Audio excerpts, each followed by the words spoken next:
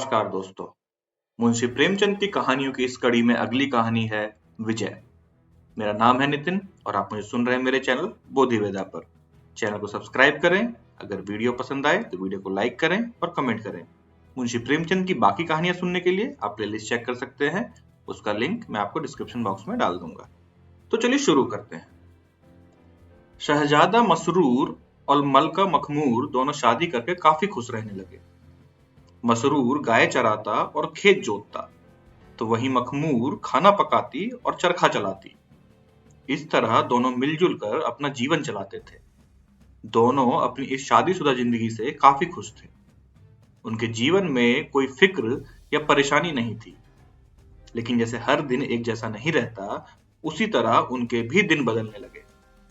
इसका कारण था मसरूर के दरबार का नजरबंद सदस्य बुलहवस खां। बुलहवस खां एक फसादी आदमी था। जिस तरह से उसे दरबार से नजरबंद किया गया था, वह धीरे धीरे मलका मखमूर का खास बन गया। मलका अपने सभी सलाह उन्हीं से लेने लगी। उसके पास एक हवाई जहाज भी था, जिस पर बैठकर वो महज कुछ ही मिनटों में हजारों मील दूर दुनिया की सफर करता और खबर लाता था। कभी कभी मलका भी उस जहाज पर बैठकर दूसरे देशों की सैर करती। बुलहवस कहता था कि बादशाह को अपना साम्राज्य अन्य देशों में भी फैलाना चाहिए। उन्हें दूसरे देशों पर कब्जा करके धन कमाना चाहिए। इसी तरह की कई बातें करके वो मलका के कान भरता और मलका भी उसकी बातों को ध्यान से सुनती। धीरे धीरे मलका के मन में बुलहवस की बातें घर कर गई और उसे अभी अपना सुखी जीवन परेशान करने लगा। मगर मसरूर एक शांति प्रिय व्यक्ति था। धीरे धीरे दोनों पति पत्नी के बीच कलह बढ़ने लगी और उनके रिश्ते में सिर्फ संदेह रह गया। इतना ही नहीं, उनके कुछ दरबारी भी उसका विरोध करने लगे। इन सब से परेशान होकर एक दिन उसने सारी सल्तनत मलका के हवाले कर दी और खुद एक पहाड़ी इलाके में जाकर छिप गया। इस बात को वर्षों गुजर गए। अब मलका अपने सल्तनत की रानी थी। दूसरे देशों पर कब्जा करने के लिए उसने एक बड़ी सेना तैयार कर ली थी, जिसे लेकर उसके कई पड़ोसी मुल्कों पर आक्रमण किया और उन्हें लूटा भी। वहीं इन सब के बीच उसके सल्तनत में अब पहले जैसी शांति नहीं थी। उसके लोग आपस में ही एक दूसरे के विरुद्ध हो रहे थे। इन्हीं में से एक था कर्ण सिंह बुंदेला। उसकी अपनी ही एक अलग फौज थी, जो मलका के कारनामों के खिलाफ था। उसकी फौज कोई हथियारबंद सेना नहीं थी, बल्कि गाने बजाने वाले लोगों से भरी हुई थी। एक दिन कर्ण सिंह बुंदेला की फौज ने मलका के महल में चढ़ाई कर दी। मलका को लगा कि वो इन्हें आसानी से हरा देगी। यही सोचकर मलका ने कर्ण सिंह के काफिले पर हमला करने के लिए अपनी सेना भेजी। उसकी सेना ने जब वहां पहुंचकर कर्ण सिंह और उसके काफिले के गीत सुने, तो उनके दिमाग पर एक नशा छाने लगा। जिसने भी उसका गीत सुना, वो नशे में खोकर बेहोश हो गया। मलका दूर से ये सारा हाल माजरा देख रही थी। फिर उसने खुद वहां जाने का फैसला लिया। लेकिन मलका का हाल भी उसकी सेना जैसा ही हुआ। उन गीतों की आवाज सुनते ही वो भी मदहोश होकर बेहोश हो गई। इसके बाद कर्ण सिंह शाही महल में पहुंचता है और अपना गीत गाना बंद कर देता है। जैसे ही उसका गीत बंद होता है, मलका होश में आती है और उसने कर्ण सिंह से फिर से वही राग सुनाने की इच्छा जाहिर करती है। मलका के साथ भी होश में आए उसके सिपाहियों ने भी अपना मत देते हुए कहा कि उन्हें भी वही राग सुनना है। उन्हीं के सल्तनत में सूबेदार लोचनदास भी रहता था। जब उसे कर्ण सिंह के विजय की खबर मिली, तो उसने भी विद्रोह करने की ठानी। वो भी अपनी फौज लेकर राजधानी में आ गया। मलका ने भी अपने सैनिकों को युद्ध करने के लिए तैयार रखा हुआ था। लेकिन इस बार भी यही हुआ। बंदूक और तलवार जैसे हथियारों से बंधे उनके सैनिक सूबेदार लोचनदास की सर्कस करने वाली फौज के सामने एक पल भी न टिक सके। जैसे ही उनके सैनिक युद्ध मैदान में गए, वहां पर सुंदर नर्तिकाएं, एक्टर, सर्कस और बाइस्कोप देखकर वो सभी अपना होश खो बैठे। सूबेदार लोचनदास की सर्कस फौज बर्फिस्तानी चोटियों और बर्फ के पहाड़ से लेकर पेरिस का बाजार, लंदन का एक्सचेंज, अफ्रीका के जंगल, सहारा के रेगिस्तान और जापान की गुलकारियों जैसे सैकड़ों विचित्र आकर्षक दृश्य सर्कस में दिखा रहे थे। मलका की पूरी फौज युद्ध भूलकर बेतहाशा होकर इन दृश्य को देखते हुए बेहोश हो गई। यहां तक कि मलका भी बेहोश हो गई। वहीं लोचनदास अपनी विजय की हुंकार लगाते हुए जब शाही महल में आया तो मलका और उसके सिपाही होश में आए। एक बार फिर उन्होंने लोचनदास से वही तमाशा देखने की इच्छा जाहिर की। इसी तरह अपनी दूसरी हार देखकर मलका मखमूर को बहुत दुख हुआ। वो पूरा दिन सोचती रहती कि अगर इसी तरह चलता रहा तो एक दिन उसका सारा राज्य उसके हाथ से निकल जाएगा। इन हालातों के लिए वो शाह मसरूर को कोसती भी थी। उसका सोचना था कि अगर मसरूर इस तरह सल्तनत से ना जाते तो आज उनकी ऐसी दशा नहीं होती। इसके बावजूद भी मलका ने ठाना कि वो अपनी सल्तनत को बचाने के लिए मसरूर की मदद नहीं लेगी। मलका जब भी उस आकर्षक गीतों को सुनती और मनमोहक सर्कस के दृश्य देखती तो उसे अपने सल्तनत की खबर नहीं रहती। वो सब कुछ भूलकर बस आनंद महसूस करती थी। एक दिन बुलहवस खां ने लिखा कि उसे उसके दुश्मनों ने घेर लिया है और वो चारों तरफ से हमला कर रहे हैं। बुलहवस खां के संदेश का मलका पर कोई असर ना हुआ। मलका और उसकी फौज गाने सुनने और सर्कस देखने में व्यस्त थे। इतने में दो सूबेदारों ने फिर से बगावत कर दी। इस बार मिर्जा शमीम और रसदार सिंह ने मिलकर राजधानी पर हमला किया। मलका की फौज में अब न पहले जैसी वीरता थी और न ही सल्तनत को बचाने की आग। गाने बजाने और सैर तमाशे में उन्हें आराम से रहने वाला बना दिया था। वहीं मिर्जा शमीम की फौज के सिपाही भी लड़ाकू नहीं थे। उसके किसी सिपाही के हाथ में फूलों के गुलदस्ते थे तो किसी के हाथ में इत्र की खुशबूदार शीशियां। पूरे मैदान में बस मनमोहक खुशबू की खुशबू फैली हुई थी। वहीं दूसरी तरफ रसराज की सेना में किसी सिपाही के पास बर्फी और मलाई की टोकरी थी तो किसी के पास कोरमे के कबाब थे।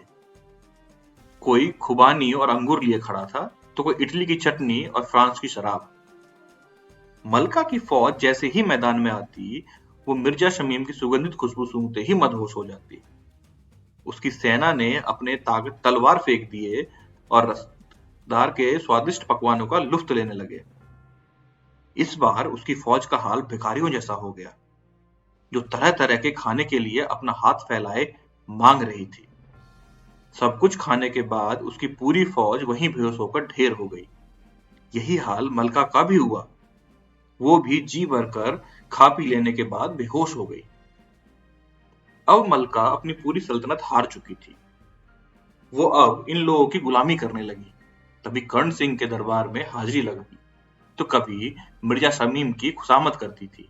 हाँ, कभी कभी थक जाने या बीमार होने पर अकेले घंटों बैठकर रो लेती। वो मन ही मन चाहती थी कि मसरूर को मनाकर वापस ले आए, लेकिन अगले ही पल उसका मन भी बदल जाता था। बुलहवस खां ने जब सल्तनत की एक कमजोरी देखी तो उसने भी मलका से बराबरी करने की ठानी। उसकी फौज ने अगले ही पल से मलका की फौज को हराकर उसे बंदी बना लिया। गिरफ्तारी करने के बाद मलका को एक कैदखाने में बंद करवा दिया गया। वो अब किसी का सेवक नहीं था, बल्कि खुद मलका का स्वामी बन गया था। जिस कैदखाने में मलका को कैदी बनाया गया था वो काफी विचित्र था। वो कैदखाना इतना लंबा चौड़ा था कि वहां से कोई बाहर नहीं भाग सकता था। वहां पर कोई पहरेदार भी नहीं थे, ना ही कैदी के हाथों में और पैरों में कोई बेड़ियां थी। फिर भी मलका अपने पूरे शरीर के तारों से बंधा हुआ महसूस करती थी। वो उस कैदखाने में अपनी इच्छा से हिल भी नहीं सकती थी। कैदखाने में दिन के समय पर जमीन पर मिट्टी के घरौंदे बनाती और उन्हें महल की तरह समझती। पत्थरों के टुकड़ों को गहने की तरह पहनती और कहती कि उसके सामने हर तरह के हीरे जवाहरात फीके हैं। ऐसे ही कई दिन गुजर गए। मिर्जा शमीम, लोचनदास सभी उसे हर वक्त घेर कर रखते थे। उन लोगों के मन में ये डर भी था कि कहीं वो कैद में रहते हुए भी शाह मसरूर तक कोई संदेश ना भेज दे। वहीं मलका भी उस कैद से निकल भागने की सोच में लगी रहती। एक दिन मलका बैठी बैठी सोचने लगी कि पहले उसके इशारों पर नाचते थे, वही अब उसके मालिक बन गए हैं। वो जैसा चाहते हैं उसे वैसे ही अपने इशारों पर नचाते हैं। उसे अब अफसोस होने लगा कि उसे शाह मसरूर की बात मान लेनी चाहिए। वो दिन रात बस इस कैद खाने से भागने और शाह मसरूर से मिलने की सोचती रहती। इसके बाद उसकी हर बात मानने की भी कसम खाती, खुद को कोसती कि उसने इस नमक हराम बुलहवस खां की बातें क्यों सुनी। यही सब सोचते सोचते मलका रो रही थी कि अचानक उसके सामने एक हंसी लिए चेहरे वाला पुरुष देखा, जिसने सादे कपड़े पहने हुए थे। मलका ने आश्चर्यचकित होकर उससे पूछा, आप कौन हैं? मैंने आपको पहले यहां नहीं देखा। पुरुष बोला, मैं इसी कैद खाने की देखरेख करता हूँ, लेकिन मैं यहाँ बहुत कम आता हूँ। जब किसी कैदी की तबीयत खराब होती है तो उसे यहाँ से निकलने में मैं मदद करता हूँ। मलका ने पूछा, आपका नाम क्या है? पुरुष ने जवाब दिया, संतोख सिंह। मलका बोली, क्या आप मुझे इस कैद से बाहर निकाल सकते हैं? संतोख बोला, हाँ, निकाल सकता हूँ, लेकिन इसके लिए आपको मेरी बताई बातों को मानना होगा। मलका बोली, मैं आपके सारे हुक्म मानूंगी। खुदा के लिए मुझे बस यहाँ से बाहर निकाल दे, मैं पूरी उम्र आपकी शुक्रगुजार रहूंगी। संतोख बोला, आप कहाँ जाना चाहती हैं? मलका ने कहा, मुझे शाह मसरूर से मिलना है। क्या आपको पता है कि वो कहाँ रहते हैं? संतोख बोला, हाँ, मुझे पता है। मैं उन्हीं का नौकर हूँ। उन्होंने ही मुझे इस काम पर रखा है। मलका ने कहा, तो मेहरबानी करके मुझे यहाँ से निकालें और मुझे उनके पास ले चलें। संतोख बोला, ठीक है, तो सबसे पहले तुम्हें ये रेशमी कपड़े और सोने के जवाहरात उतारकर फेंकने होंगे। बुलहवस ने इन्हीं जंजीरों से तुम्हें जकड़ा हुआ है। जो भी सबसे मोटा कपड़ा हो बस वही पहन लो। तुम्हारे पास जितनी भी इत्र की शीशियां हैं सब तोड़ दो। मलका ने ठीक वैसा ही किया जैसा संतोख ने करने के लिए कहा। इतने में वहां पर बुलहवस खां आया। रोते हुए कहने लगा, मेरी मालकिन मलका, मैं आपका गुलाम हूं, क्या आप मुझसे नाराज हैं? मलका ने उसकी तरफ देखा और गुस्से में मिट्टी के बनाए घरेंदों को पैरों से गिरा दिया। इसके बाद बुलहवस के शरीर का एक एक अंग कटकर जमीन पर गिरने लगा। अगले ही पल वो जमीन पर गिरा और मर गया। ये देखकर संतोख ने कहा, मलका, क्या तुमने देखा तुम्हारा दुश्मन कितनी आसानी से खाक में मिल गया? मलका बोली, काश मैं ये बहुत पहले करती तो आज ऐसे कैद में नहीं होती, लेकिन मेरे अभी और भी दुश्मन हैं। संतोख ने कहा, चलो कर्ण सिंह के पास चलते हैं। जैसे ही वह अपना गीत गाना शुरू करे तुम बस अपने कानों पर हाथ रख लेना। मलका कर्ण सिंह के दरबार में गई। उसे देखते ही दरबार में चारों तरफ से गाने के धुन बजने लगे। मलका ने तुरंत अपने दोनों कानों को बंद कर लिया। इतना करते ही कर्ण सिंह के दरबार में आग लग गई।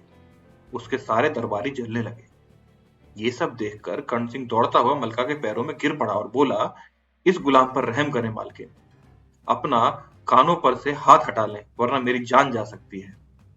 मलका बोली, ठीक है, लेकिन मेरी शर्त है कि तू कभी बगावत नहीं करेगा। तभी कर्ण सिंह ने संतोख सिंह की तरफ गुस्से में देखा और उसे कोसते हुए दरबार से भाग गया। इसके बाद संतोख सिंह ने मलका को लोचनदास के पास जाने के लिए कहा। उसे समझाते हुए कहा कि जैसे ही वह अपने करिश्मे दिखाना शुरू करे तुम अपनी आंखें बंद कर लेना। फिर मलका लोचनदास के पास गई।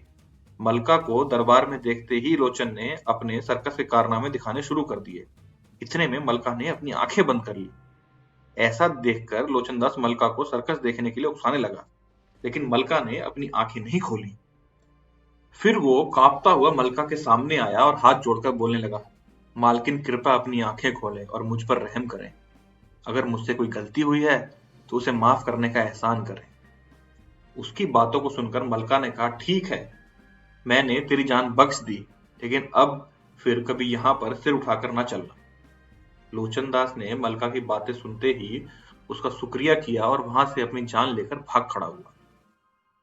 संतोख सिंह फिर दरबार में आता है और मलका से मिर्जा शमीम और रसराज के पास जाने के लिए कहता है। मलका को समझाते हुए कहता है कि उनके पास जाते ही अपना एक हाथ से नाक बंद कर लेना और दूसरे हाथ से पकवानों को नीचे जमीन पर गिरा देना। इसके बाद मलका रसराज और शमीम के दरबार में जाती है और ठीक वैसा ही करती है जैसा संतोख ने बताया था। अगले ही पल मिर्जा शमीम और रसराज दोनों ही सिर से खून गिरने लगता है। उनके शरीर का अंग टूटकर गिरने लगता है। इसी हालत में वो मलका के पास जाते हैं और गिड़गिड़ाते हुए कहते हैं, हुजूर, हम गुलामों पर रहम करें। अगर हमसे कोई गुस्ताखी हुई है तो उसे माफ करें, दोबारा से ऐसी गलती नहीं होगी। मलका ने उनकी बातें सुनकर कहा, रसराज को मैं जान से मारना चाहती हूँ, क्योंकि उसी के कारण मुझे जलील होना पड़ा। तभी संतोख सिंह ने वहां आकर मलका को ऐसा करने से रोक दिया। उसने मलका से कहा, इसे जान से मारना समझदारी नहीं है। इसी तरह के सेवक का मिलना कठिन होता है।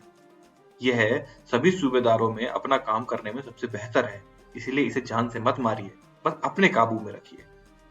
मलका ने ठीक वैसा ही किया। उसने दोनों की जान बख्श दी और उन्हें चेतावनी देते हुए रिहा कर दिया। वे दोनों अपनी जान लिए वहां से भाग गए। मलका की जीत और आजादी की खुशी की खबर सल्तनत में फैल गई।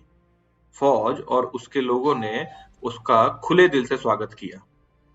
वहीं दूसरी तरफ चारों बागी सूबेदार शहर में घात लगाकर छुप गए।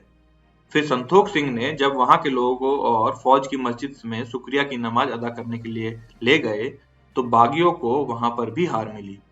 उनका एक भी इरादा सफल नहीं हुआ और वो वहां से चलते बने।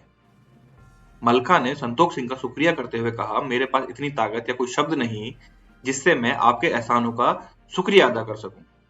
अब आप मुझे शाह मसरूर के पास ले चलिए। मैं उनकी सेवा करूंगी और उन्हीं के साथ अपनी पूरी जिंदगी गुजारूंगी। संतोख सिंह ने कहा, ठीक है, लेकिन वहां तक पहुंचने का रास्ता बहुत कठिन है, तुम घबराना मत। वहां चलने के लिए मलका ने बुलहवस का दिया हुआ हवाई जहाज मंगाया, लेकिन संतोख सिंह ने उसके साथ जाने के लिए मना कर दिया।